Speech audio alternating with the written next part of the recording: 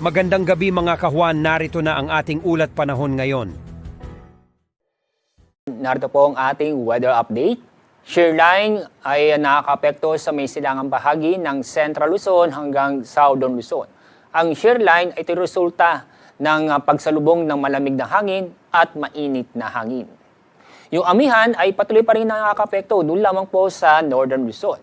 At yung easterlies ay nakakaapekto pa rin sa lalabing pong bahagi ng ating bansa.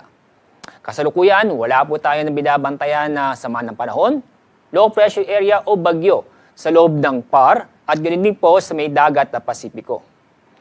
Ngayong araw, asahan ang kalat-kalat na pag-ulan at thunderstorm sa Aurora, Quezon, kasama na rin po ang Camarines Norte dahil po yan sa shear line.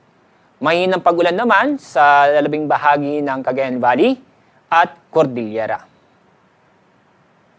Bukas, patuloy pa rin ang epekto ng amihan sa malaking pong bahagi ng Northern Luzon at apo po yan hanggang Central Luzon.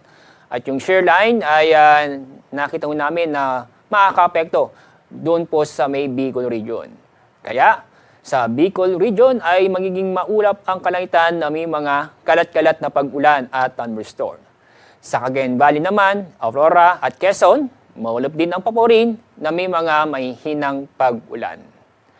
Sa lalabing bahagi po ng Luzon, kasama ang Metro Manila, asahan po bukas na ang magiging maganda at maaliwalas ang panahon, kung saan ay halos buong araw ay bahagyang maulap ang kalangitan.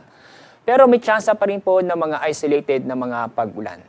At pagdating po sa Visayas at Mindanao, fair weather po tayo sa mga lugar nito, kung saan ay makakaranas po ng bahagyang maulap hanggang sa maulap ang kalangitan. Asahan din bukas ang maalinsangan ng panahon dahil po yan sa easterlies. Pero may tsansa pa rin po ng mga sandali o biglaang buhos ng ulan dahil sa thunderstorm. Ang araw lulubog sa ganap na 6:06 ng hapon. Bukas, ang araw sisikat sa ganap na 6:05 ng umaga.